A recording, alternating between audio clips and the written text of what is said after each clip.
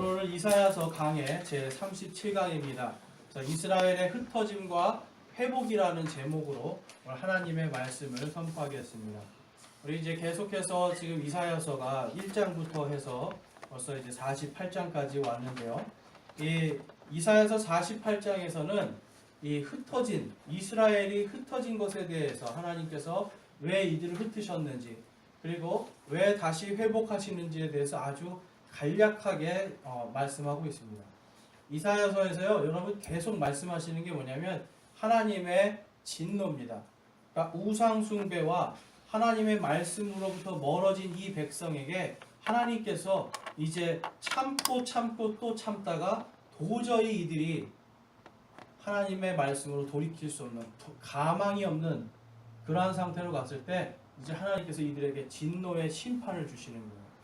근데 오늘 말씀 우리가 읽은 말씀에서 뭐라고 그러세요? 지금 하나님께서 진노의 심판을 이 고난의 용광로라고 표현을 하고 계시는데요. 고난의 용광로가 바로 은과 금을 단련하는 것처럼 찌꺼기들, 불순물들, 하나님을 믿는데 불필요한 것들, 특히 당시에 이 이사야서가 쓰여진 이 당시에 지금 예수님이 오시기 한 700년 전이거든요.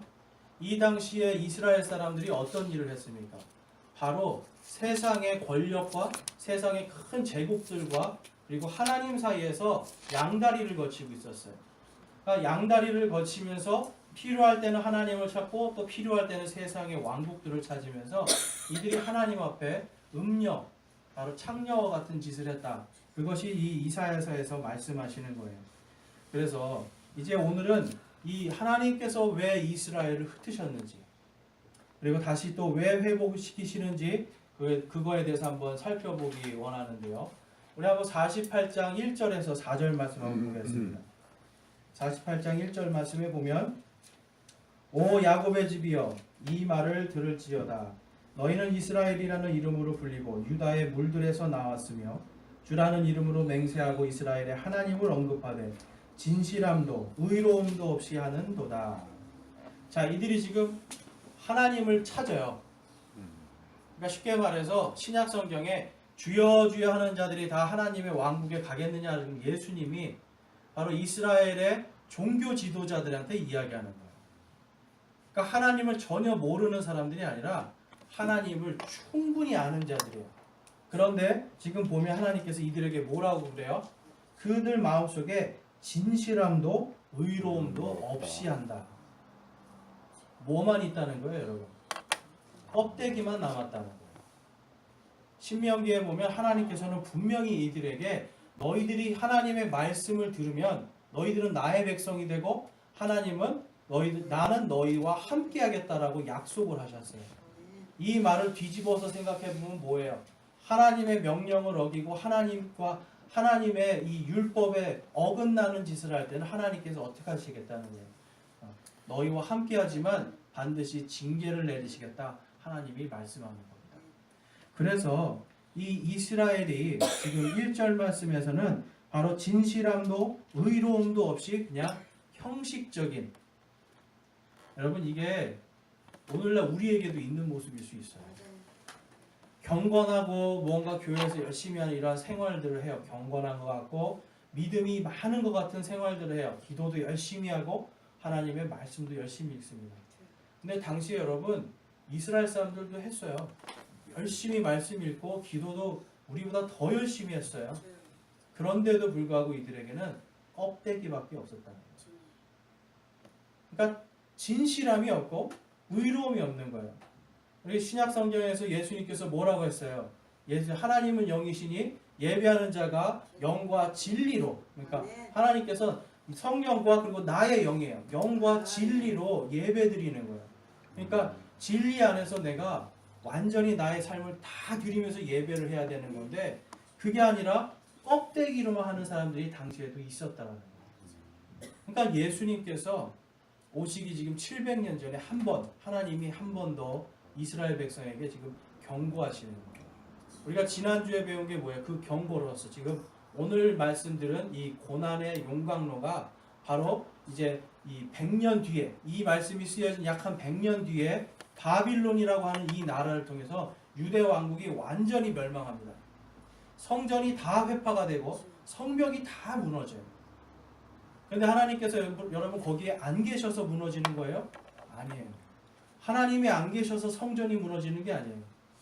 하나님께서 이들의 외식과 진실함이 없고 의로움이 없는 그 종교 행위를 다 무너뜨려 버리시고 그 다음에 바빌론으로 보내서 하신 계획이 뭐냐면 회당을 만듭니다.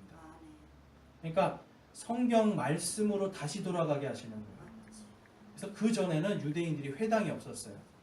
회당이 없었고 전부 다 성전에서 희생 제사를 드리는 게 이들의 예배였는데 이게 그냥 죽이고 피 바르고 하면 끝난다라고 생각하는 거예요. 그러니까 어때요? 진실함이 없고 의로움이 없는 예배, 죽은 예배, 죽은 믿음으로 살아가니까 하나님께서 이들을 치셔서 바빌론으로 70년 동안 포로 생활을 하게 하면서 거기에서 회당을 만들어서, 왜 회당을 만들었습니까? 성전이 없으니까. 희생 예물 대신 이들은 하나님의 말씀을 읽는 거로 바뀌게 돼요. 그러니까 하나님의 말씀으로 다시 돌아가서 하나님의 말씀을 읽는 거로 읽고 그대로 실천하는 걸로 이들이 삶이 바뀌면서 이제 믿음이 무엇으로부터 와요? 하나님의 말씀으로부터. 그러니까 이 말씀이 더 중요한 말씀 공동체로 바뀌는 것을 우리가 볼 수가 있습니다. 그래서 4절 말씀해 볼게요. 하나님께서 이 이스라엘 백성들에 대해서 어떻게 말씀하시는지. 자, 4절 말씀에 너는 고집이 센 자여 내 목은 쇠의 힘줄이요 내 이마는 노신 줄 내가 알았으므로. 자, 여러분 목이요 얼마나 이게 딱 고든 백성들이에요.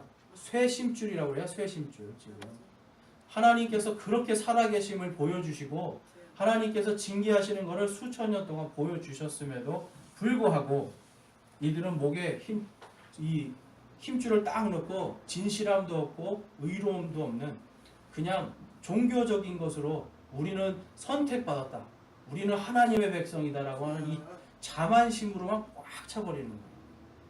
그래서 하나님께서 이들을 징계하는 것을 볼 수가 있습니다. 그래서 여러분 이제 오늘 이 말씀 속에서 우리 한번 이스라엘의 목 그리고 이마에 대해서 한번 살펴보기 원하는데요. 거기 이제 프린트물에 보면 이스라엘의 목에 관련된 성경 구절을 제가 1페이지에 써놨습니다. 그래서 신명기 9장 13절에 보면 또 주께서 내게 말씀하여 이르시되 내가 이 백성을 보았노라. 보라 이것은 목이 뻣뻣한 백성이니라.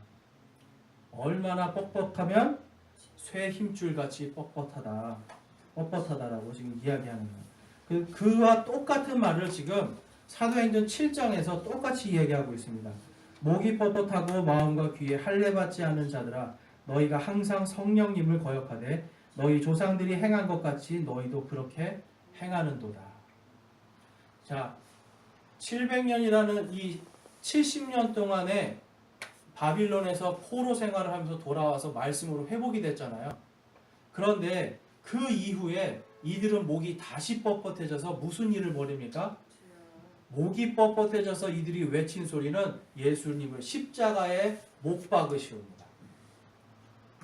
여러분 지금 수천 년을 메시아를 기다렸던 사람들이 목이 뻣뻣해지고 교만해지니까 자기들의 메시아께서 오셨는데도 뭐라 그래요? 예수를 십자가에 못 박으시오 그래요.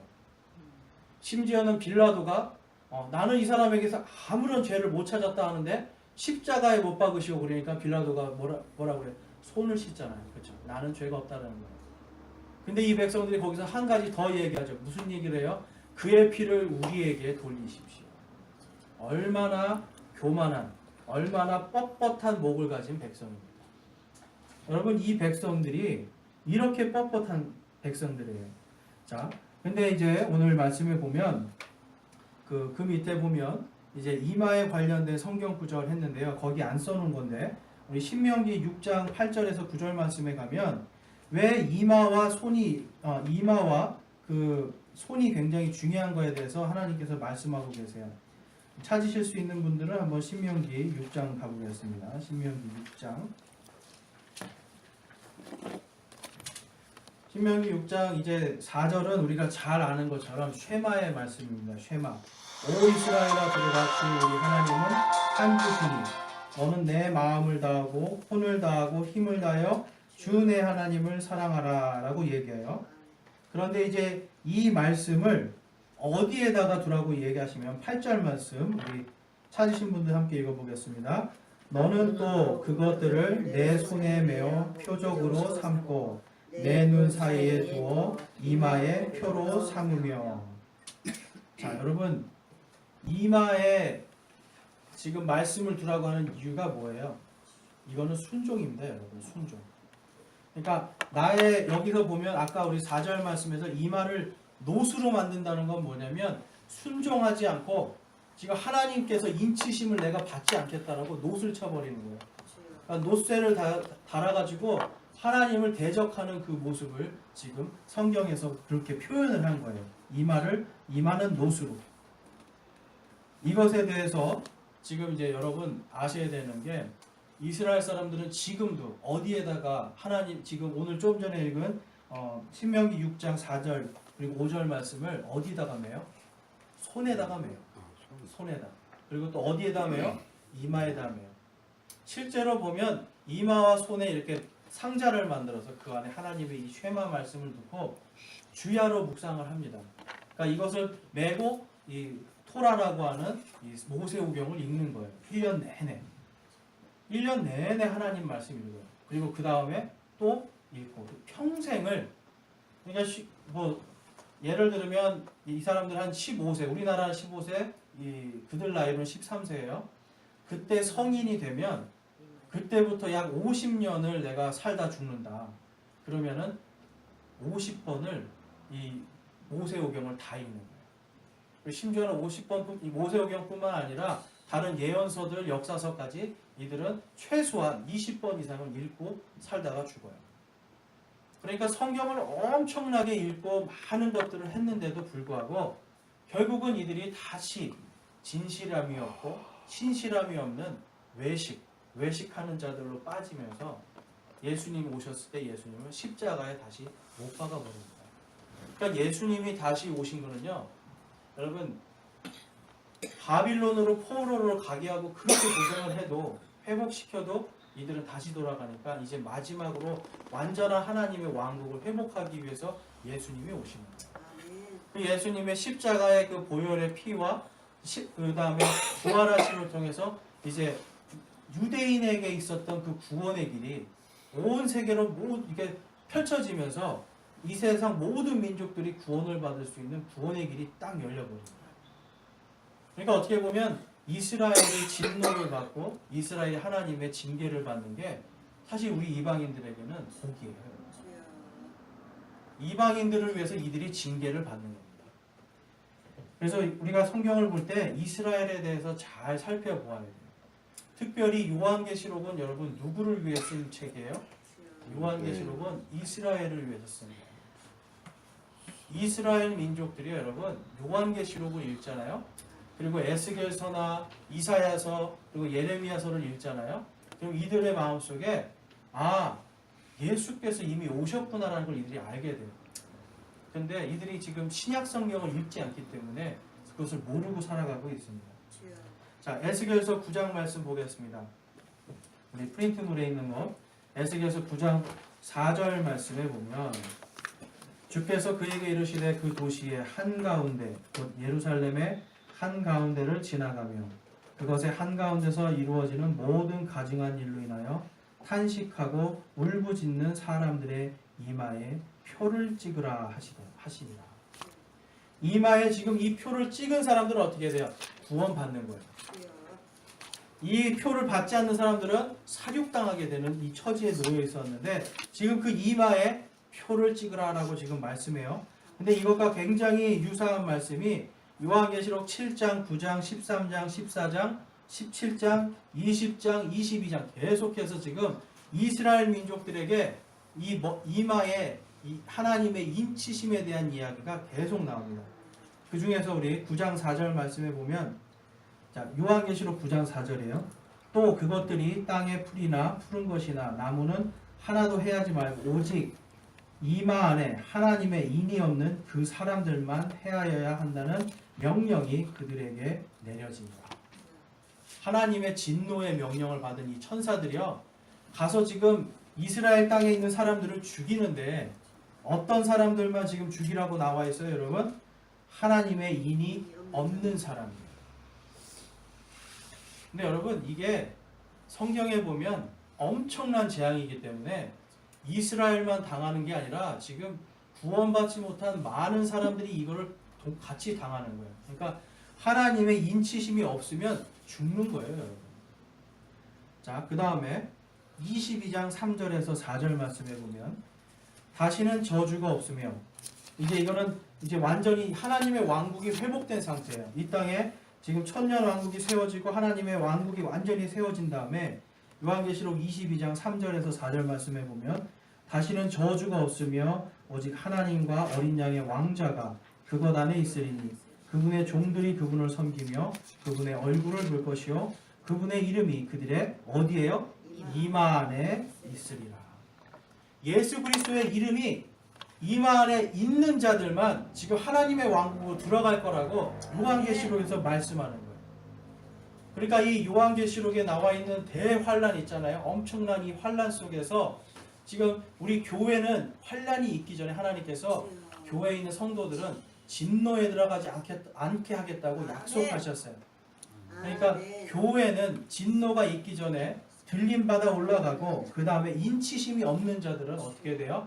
환란 속으로 들어가고 죽임당하고 마지막에 결국은 지옥과 사망과 마귀와 사탄이 다 함께 들어가는 불호수로 다 빠져버린다고 요한계시록에서 말씀합니다. 그러니까 하나님의 지금 이마가 여러분 굉장히 중요한 거예요. 이 이마가. 그런데 이제 거기 있는 그림 한번 보세요, 여러분. 자, 거기 이제 그림이 있죠. 잘 안 보이시는 분도 있는데 맨 왼쪽 위에 있는 거는 이제 저번에도 했는데 모르시는 분들도 있어서 제가 한 번 더 이것을 이제 이 그림을 준비했습니다. 이게 뭐냐면 RFID라고 하는 이 칩이에요.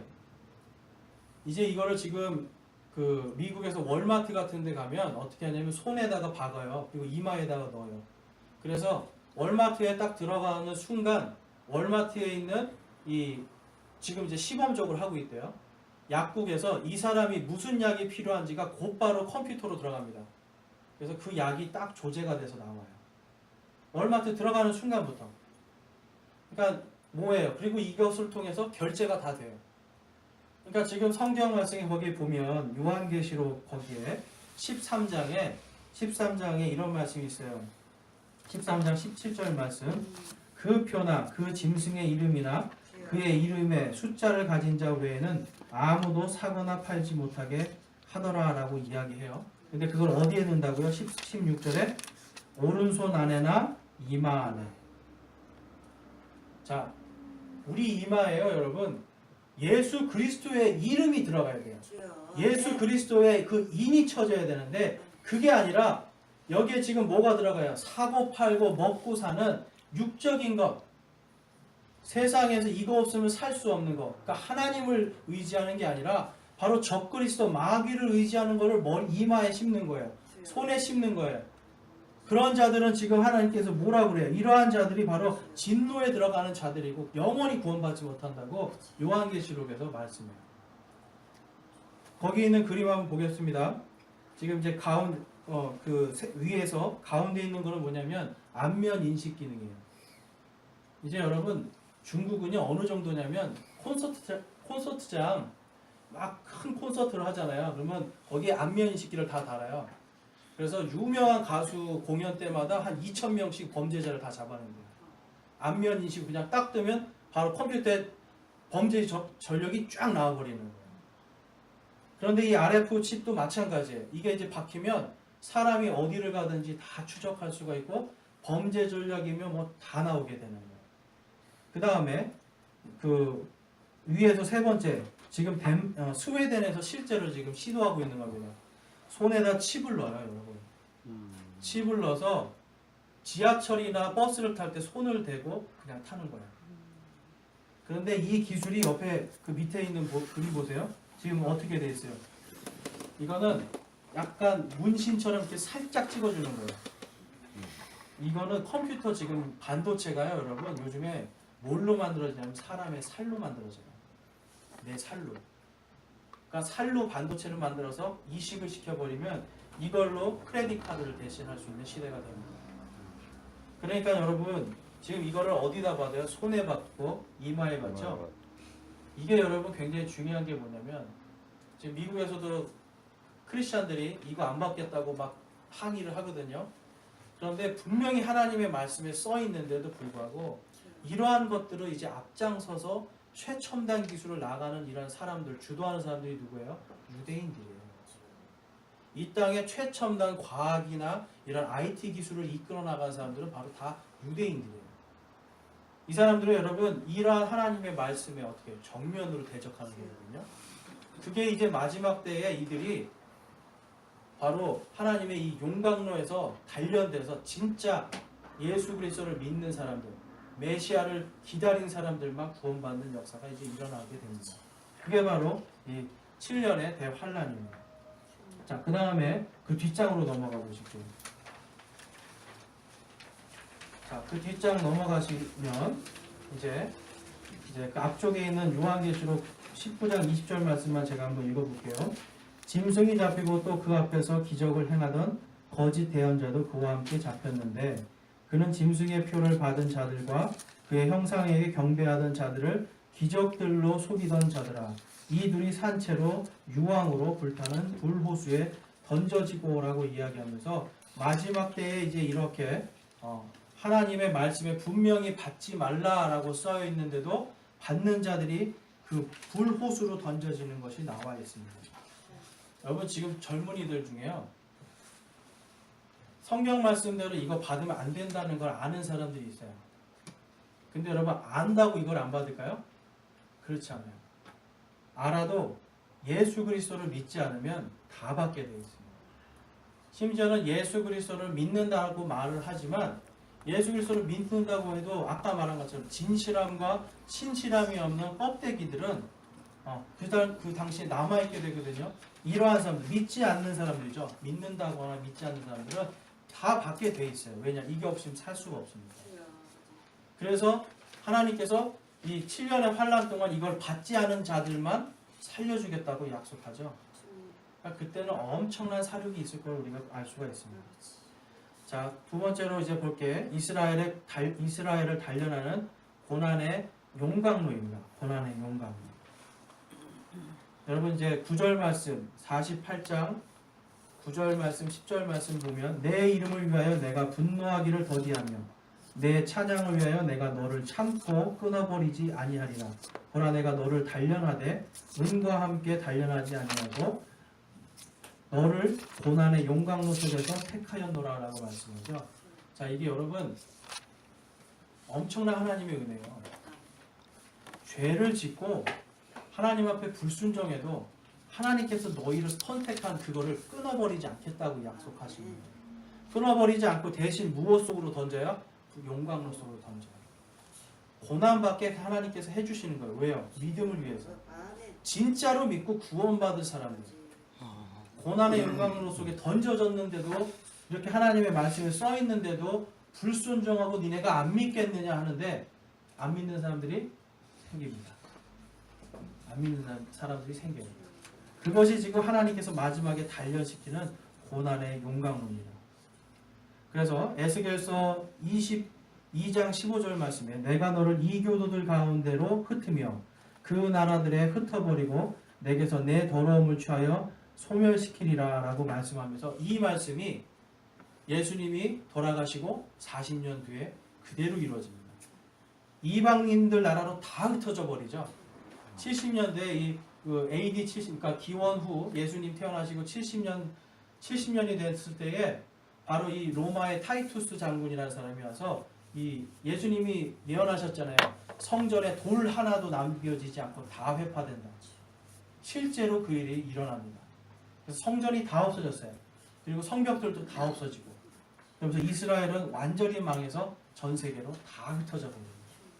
자, 근데 아까 뭐라고 했어요? 하나님께서 내가 너를 참고 끊어버리지 아니하리라라고 약속하셨죠.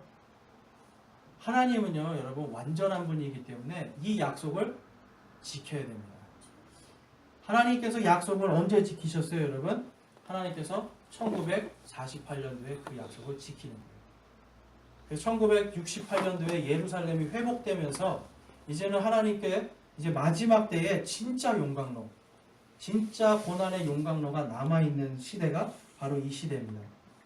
그래서 베드로가 이렇게 얘기해요. 베드로전서 4장 12절에서 12절 13절 말씀에 보면 사랑하는 자들아 너희를 단련하려고 오는 불같은 시련에 대하여는 마치 이상한 일이 너희에게 일어나는 것 같이 이상히 여기지 말고 오히려 너희가 그리스도의 고난에 참여하는 자가 되었으므로 기뻐하라. 이것은 그분의 영광이 드러날 때에 너희가 넘치는 기쁨으로 또한 즐거워하게 하려 함이니라. 아멘. 우리가 베드로전서를 읽을 때 우리 유념하셔야 되는 게 뭐냐면 베드로는 누구를 위한 사도예요? 베드로는 유대인을 위한 사도예요. 그래서 베드로가 하는 말 속에서 우리가 유대인에게 적용해야 되는 말씀이 있고 이방인 성도들에게 적용해야 되는 말씀이 있기 때문에 베드로전서를 읽을 때 일단은 이 사람이 누구를 향해서 말해요? 유대인 기독교인들에게, 유대교에서 지금 기독교로 그리스도교로 개종한 사람들에게 이야기하는 거거든요. 그래서 이 사람들에게 지금 말하는 이 시련, 불같은 시련이 뭐냐, 바로 이 오늘 읽은 이사야가 이야기한 고난의 용광로, 이거에 대해서 이야기하는 겁니다. 자, 이스라엘의 고난의 때에 대해서 예레미야는 이렇게 말씀합니다. 아 슬프도다. 그날이 커서 그것과 비길 날이 없나니 그날은 곧 야곱의 고난의 때로다. 그러나 그가 그 고난에서 구원을 받으리로다. 뭐라고 해요, 여러분? 고난의 때가 이 야곱의 이름이 뭐예요? 하나님께서 야곱에게 주신 이름이 이스라엘입니다. 그러니까 지금 야곱의 고난의 때는 뭐냐면 이스라엘의 고난의 때인데요. 이게 뭐라고 그래요? 그날이 너무 커갖고 그거하고는 비길 날이 없다라는 거예요. 2차 세계대전에 몇 명 죽었어요? 우리 유대인들이 600만 명이 죽어요. 근데 이것보다 더 큰 고난이 지금 기다리고 있는 거예요, 이 사람들은. 그러니까 여러분, 이방인인 게 복입니다, 사실. 이방인으로 태어나서 예수 그리스도를 믿는 게 엄청난 복이에요. 네. 이스라엘 사람들이었으면 지금 여러분 예수님 알지도 못하면서 지금 이 고난의 용광로로 들어갈 그 날만 기다리고 있어야 돼요.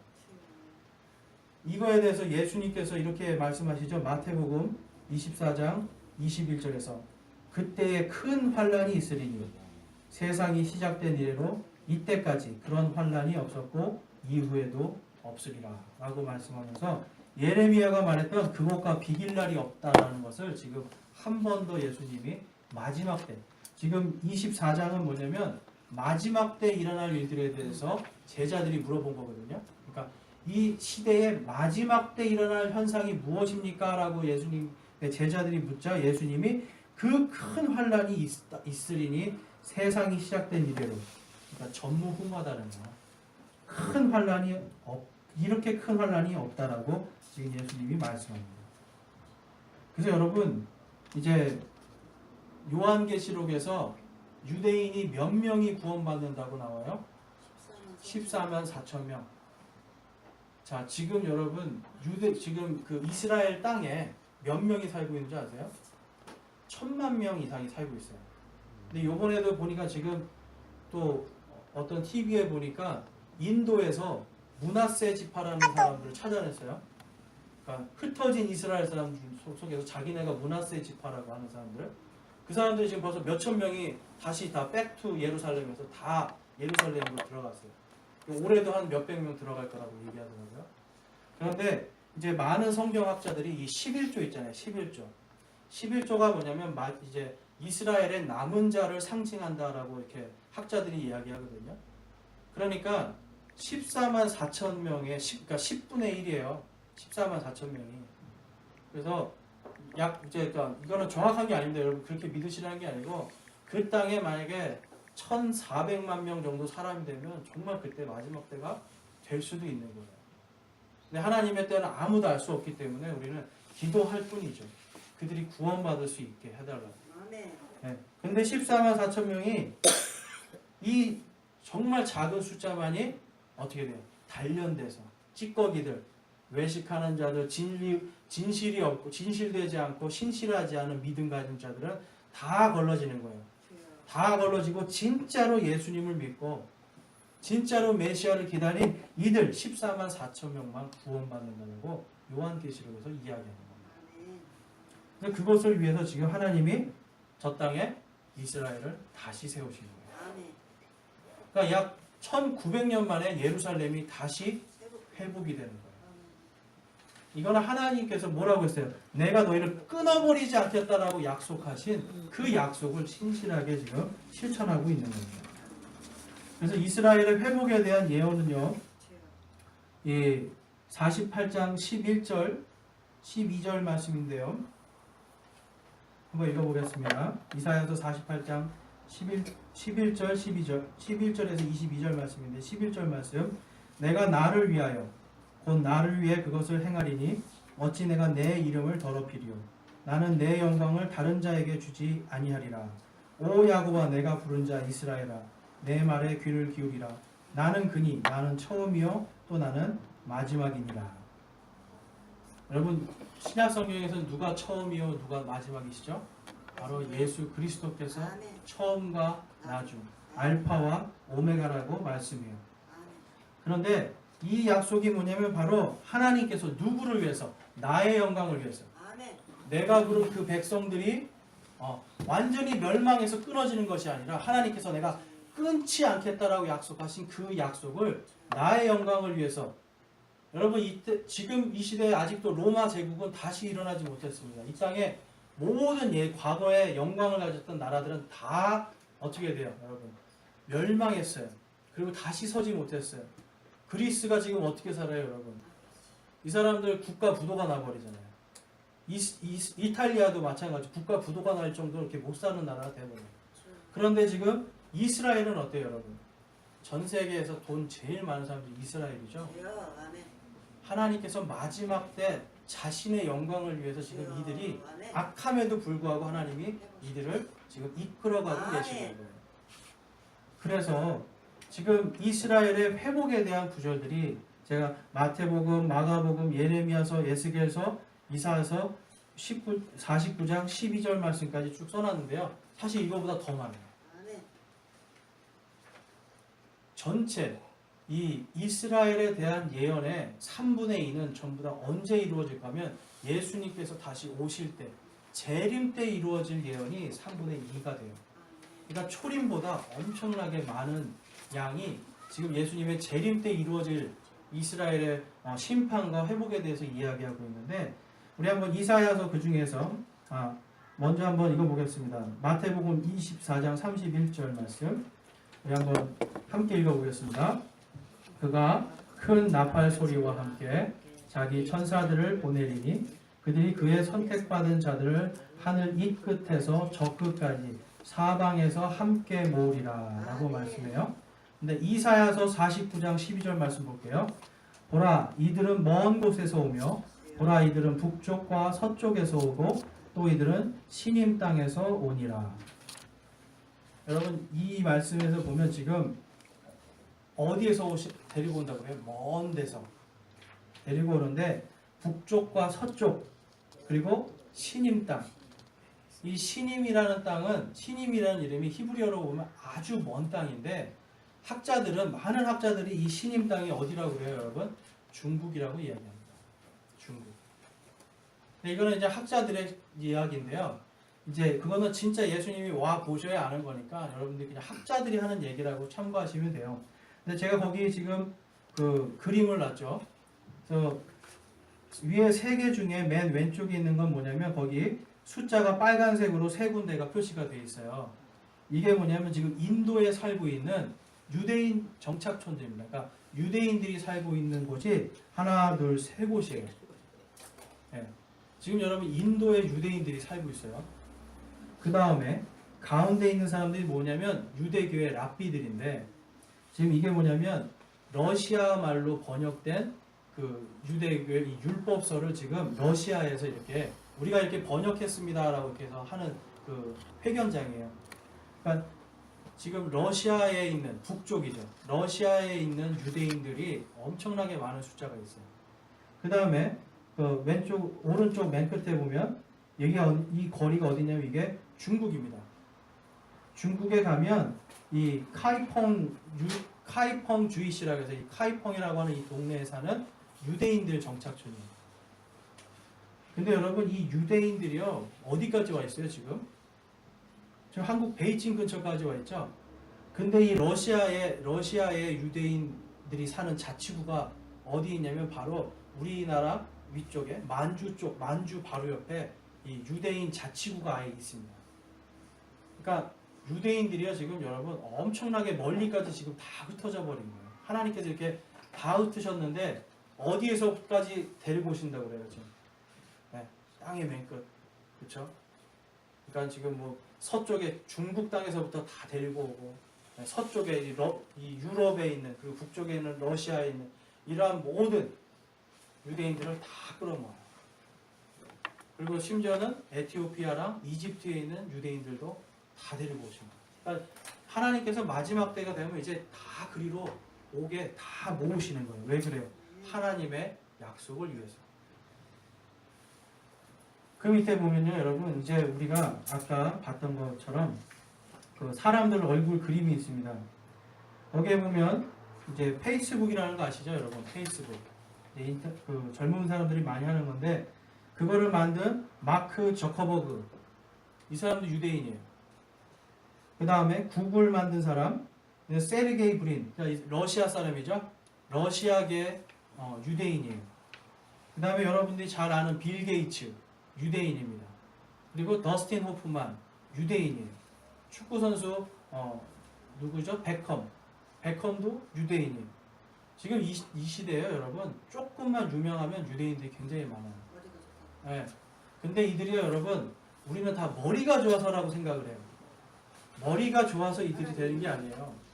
머리가 좋은 게 아니라 하나님께서 지금 마지막 때에 이 땅에서 이들을 이제 마지막 용광로, 고난의 용광로소로 가기 위해서 지금 하는데 여기에 보시면 여러분 스타벅스도 지금 어떻게 하나님을 기독교를 엄청 배척하는 기업이거든요. 우리나라 보세요. 다 스타벅스잖아요. 지금. 그렇죠. 스타벅스도 유대인이 만든 거예요. 그 다음에 스티븐 스필버그도 유대인이에요. 뭐냐면 헐리우드 영화가요, 여러분 이미 유대인들에 의해서 이게 굉장히 지금 전 세계를 지배하기 위한 것으로 다 바뀌어가고 있습니다. 그 다음에 거기 보면 락펠러. 네. 락펠러 이 사람도 유대인이에요. 이 사람이 11조를 그렇게 열심히 한 이유가 유대인이기 때문에 그래요. 그 다음에 지금 연방준비은행에 있는 제넷 앨런. 이 사람이요, 여러분. 거기 보면 하얀색 머리 있는 여자분 보이죠? 이 사람이 실질적으로 전 세계의 모든 은행을 다 주물르는 사람이에요. 유대인이에요. 왜 그래요? 모든 돈이 유대인에게서 나오기 때문에. 제가 다 언급은 하지 않겠습니다. 제가 이 말씀을 드리는 이유가 있어요. 하나님께서는요, 여러분, 나의 영광과 하나님께서 직접 약속하셨잖아요. 그것을 누구에게만 줬어요? 지금 바로 이스라엘 백성들에게 주신 거예요. 그래서 마지막 때에 이제 이 땅의 모든 정치, 경제, 사회 모든 것들이 지금 무엇을 통해서 돌아가고 있어요? 바로 이스라엘을 통해서 돌아가고 있습니다. 그런데 이 땅은 그 반대적으로 뭐가 일어나고 있어요, 여러분? 이스라엘을 반대하는 세력들. 제일 참 아이러니한 게 가장 유대교를 싫어하는 게 공산주의인데 공산주의의 창시자 마르크스도 유대인이에요. 그러니까 이게 참 하나님께서 이런 유대인들을 곳곳에 심어가지고 이제 마지막 때에 유대인들을 키우시고 그들을 대적하면서 여러분 유대인을 대적하면 자연히 누굴 대적하게 돼요? 교회와 하나님의 성도들을 대적하게 됩니다. 우리 에베소서 1장 말씀 마지막으로 한번 보겠습니다. 에베소서 1장 말씀.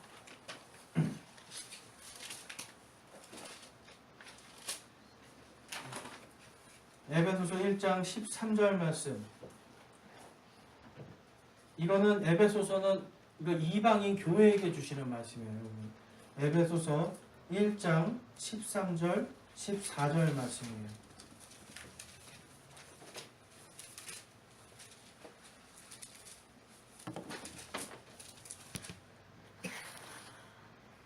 우리 한번 읽어보겠습니다.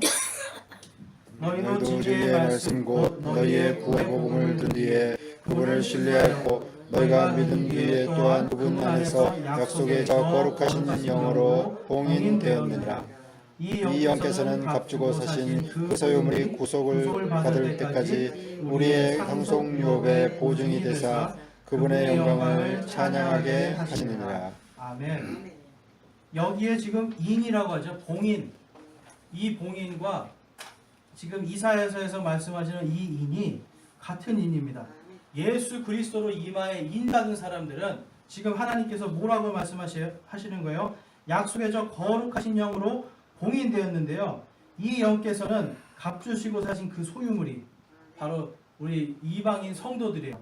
이방인 성도들이 구속을 받을 때까지 우리의 상속 유업의 보증이 돼서 그분의 영광을 찬양하게 하시느니라라고 말씀하면서 유대인하고 지금 다르게 다루시는 게 보이죠. 바로 우리 이방인 성도들은 성령으로 인침받음을 통하여서 바로 이 아까 뭐라고 했어요? 이마에 예수 그리스도의 그 이름이 인치지 않은 자들은 그 안으로 들어가는 거예요. 그 영광로 속으로 안 들어가게 하나님께서 지금 누구를 통해서 성령님을 통해서 지켜주시겠다라고 말씀하시는데 뭐라고 그래요? 보증한다라고 말씀하십니다. 보증. 성령께서 보증하는 거예요.